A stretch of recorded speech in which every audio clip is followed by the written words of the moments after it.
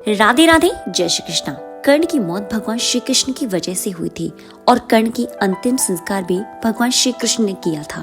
भगवान श्री कृष्ण को अपने हाथों से कर्ण का अंतिम संस्कार क्यों करना पड़ा, आइए जानते हैं कुछ महाभारत की कहानी से।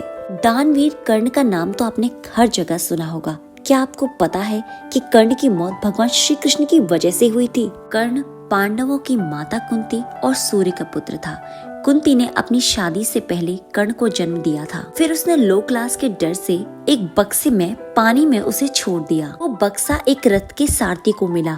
उसी के कर्ण का पालन पोषण किया। सूत पुत्र होने के चलते कर्ण को कई बार अपमान सहना पड़ा। उसे समाज में इज्जत नहीं मिली और द्रौपदी ने भी उससे शादी करने से इनकार कर दिया, जिससे वह पांडवों से नफरत करने लगा था। यही वजह थी कि कुंती का पुत्र होने के बावजूद भी कर्ण ने महाभारत में युद्ध में कौरवों का साथ दिया। इतिहास के पन्नों में कर्ण को पराक्रमी योद्धा के साथ साथ दानवीर राजा भी माना जाता है।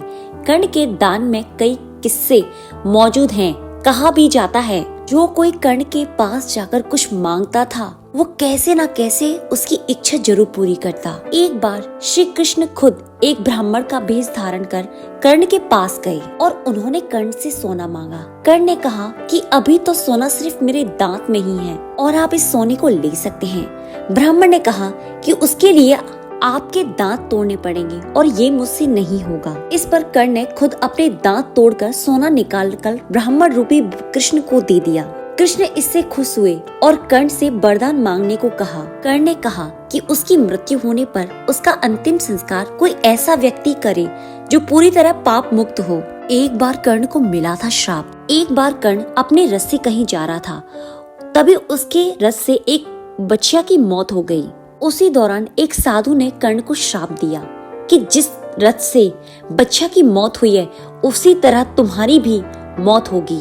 साधु ने कहा कि युद्ध के दौरान उसके रथ का पहिया धरती निगल लेगी और वो ही उसकी मौत का कारण बनेगी। महाभारत युद्ध में 17वें दिन कर्ण के रथ का पहिया जमीन में धंस गया। तभी अर्जुन ने अपना दिव्य अस्त्र निकाला और कर्ण पर वार कर दिया। जैसे साधु ने श्राप दिया था उसी तरह कर्ण की मृत्यु हो गई। दरअसल कर्ण की मौत की वजह एक भगवान श्री कृष्ण भी थे। कर्ण के पास देवताओं द्वारा दिया गया ऐसा शस्त्र था जिसका कोई मुकाबला नहीं हो सकता।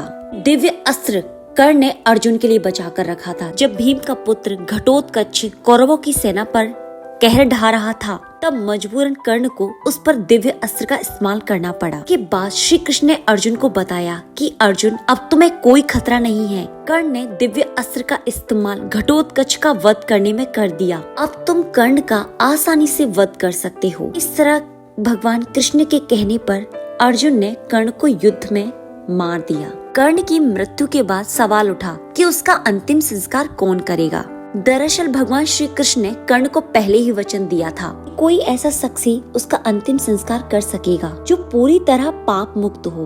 वह ऐसा कोई व्यक्ति नहीं था जिन्होंने कभी पाप नहीं किया हो। तब खुद भगवान श्री कृष्ण ने कर्ण का अंतिम संस्कार किया और उसकी आत्मा को मुक्ति दिलाई।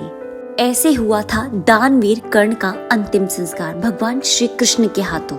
और अगर हमारी दी हुई जानकारी अच्छी लगे तो चैनल को सब्सक्राइब करना ना भूलें। जय श्री कृष्णा, जय श्री राधे।